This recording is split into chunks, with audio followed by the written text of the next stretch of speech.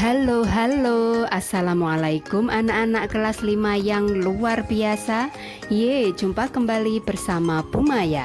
Bagaimana kabarnya hari ini? Semoga kalian tetap semangat dan bahagia. Nah, untuk pertemuan kali ini kita akan belajar tentang penyakit pada peredaran darah manusia. Oh iya, jangan lupa like dan subscribe ya. Dan jangan lupa klik tanda loncengnya agar kalian tidak ketinggalan video-video Bu Maya. Yuk kita mulai belajar bersamanya. Penyakit yang menyerang peredaran darah manusia itu ada beberapa faktor atau beberapa penyebabnya. Nah, untuk faktor penyebab yang pertama yaitu pola makan yang salah. Contohnya, terlalu sering makan makanan yang berkolesterol tinggi atau kurang mengkonsumsi zat besi. Yang kedua, karena faktor keturunan atau diturunkan oleh orang tuanya. Yang ketiga yaitu disebabkan karena gaya hidup, contohnya jarang olahraga atau kurang beraktivitas. Untuk selanjutnya, berikut nama-nama penyakit yang menyerang peredaran darah manusia. Yang pertama yaitu stroke. Kemudian yang kedua yaitu darah tinggi atau hipertensi. Yang ketiga yaitu tekanan darah rendah atau hipotensi. Kemudian yang keempat yaitu varises. Dan yang kelima yaitu anemia. Lalu yang keenam yaitu leukemia atau kanker darah. Dan yang ketujuh yaitu ambeien atau wasir. Lalu yang kedelapan yaitu hemofilia. Kemudian yang kesembilan yaitu talasemia. Dan yang terakhir atau yang ke-10 yaitu jantung koroner. Untuk selanjutnya, mari kita pelajari lebih detail tentang penyakit-penyakit tersebut. Yang pertama yaitu ambeien atau wasir. Ambeien atau wasir yaitu penyakit di mana pembuluh vena di anusnya bengkak. Biasanya dialami oleh orang yang pekerjaannya terlalu sering dan terlalu lama duduk. Contohnya seperti sopir atau orang-orang pekerja kantoran yang sering duduk dalam waktu yang lama. Selain itu, juga bisa disebabkan oleh orang yang sering menunda BAB, atau juga bisa disebabkan oleh orang yang terlalu kuat mengejan saat BAB. Untuk penyakit yang berikutnya yaitu kanker darah atau leukemia. Kanker darah atau leukemia adalah suatu penyakit di mana tubuhnya terlalu banyak memproduksi sel darah putih, sehingga sel darah putih tersebut memakan sel darah merah. Padahal sel darah merah ini sangat penting bagi tubuh kita. Dia bertugas untuk mengangkut oksigen untuk diedarkan ke seluruh tubuh kita, serta mengangkut karbon dioksida untuk dikeluarkan dari tubuh kita.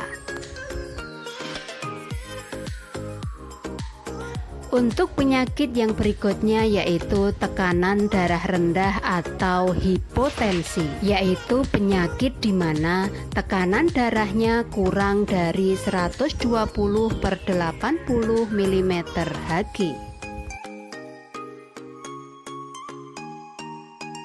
Kemudian untuk penyakit yang berikutnya yaitu tekanan darah tinggi atau hipertensi. Ini kebalikan dari tekanan darah rendah atau hipotensi. Tekanan darah tinggi atau hipertensi adalah penyakit tekanan darah lebih dari 120/80 mm/Hg.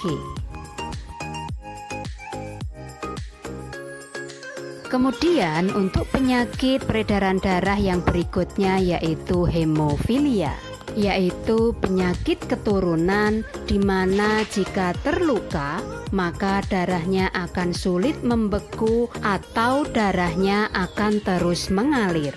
Oleh karena itu, orang-orang yang menderita hemofilia sebaiknya diusahakan jangan pernah terluka, karena sekali dia terluka, maka sulit sekali untuk menghentikan aliran darahnya.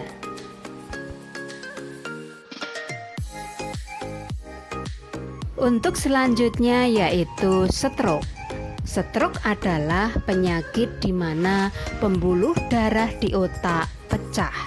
Mengapa bisa pecah? Karena biasanya tersumbat oleh kolesterol. Selain tersumbat oleh kolesterol, biasanya orang yang terkena stroke itu dia juga memiliki tekanan darah tinggi atau hipertensi. Tekanan darah tinggi ini biasanya ditandai dengan aliran darah yang begitu cepat. Di saat aliran darah yang begitu cepat namun tersumbat oleh kolesterol, maka bisa menyebabkan pembuluh darah di otaknya menjadi pecah. Itulah yang disebut dengan stroke. Akibat yang ditimbulkan dari stroke bisa berupa kematian atau lumpuh seluruh tubuhnya atau lumpuh sebagian tubuhnya. Bisa yang lumpuh adalah anggota tubuh sebelah kanan saja, atau bisa sebelah kiri saja, atau bisa anggota tubuh yang bawah, atau juga bisa anggota tubuh yang atas. Penyakit yang berikutnya yaitu anemia. Anemia adalah penyakit di mana tubuhnya kekurangan zat besi atau hemoglobin. Hemoglobin terdapat di dalam darah kita. Nah, yang bisa menyebabkan sel darah merah itu bisa mengangkut oksigen adalah berkat bantuan hemoglobin ini. Jika hemoglobin ini itu berkurang, maka tubuh kita akan kekurangan oksigen, sehingga akibatnya tubuh kita menjadi lemas, pusing, dan mudah mengantuk. Penyakit yang berikutnya yaitu talasemia.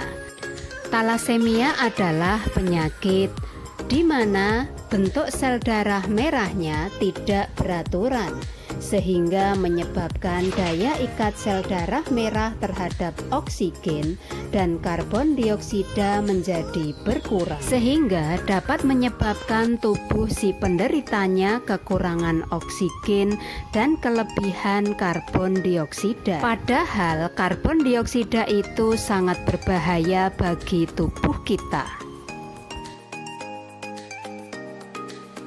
Penyakit peredaran darah yang berikutnya yaitu jantung koroner.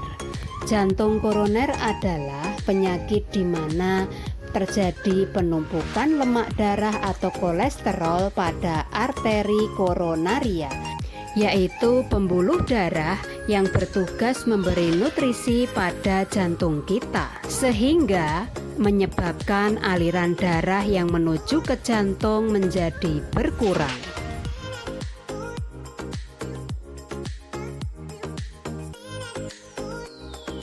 Untuk selanjutnya, penyakit peredaran darah yang terakhir yaitu varises. Varises adalah penyakit di mana pembuluh vena di kakinya bengkak, sehingga kaki si penderita akan terlihat seperti gambar tersebut. Penyakit ini biasanya disebabkan karena kurang berolahraga atau juga disebabkan karena terlalu sering berdiri dalam waktu yang sangat lama, atau juga bisa disebabkan karena berat badan yang terlalu gemuk.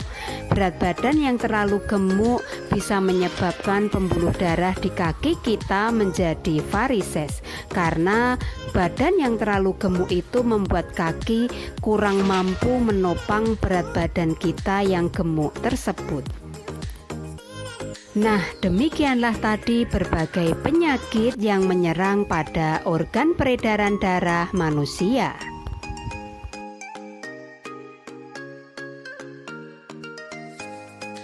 Yeay, alhamdulillah hari ini kita telah selesai belajar bersama tentang penyakit yang menyerang peredaran darah manusia.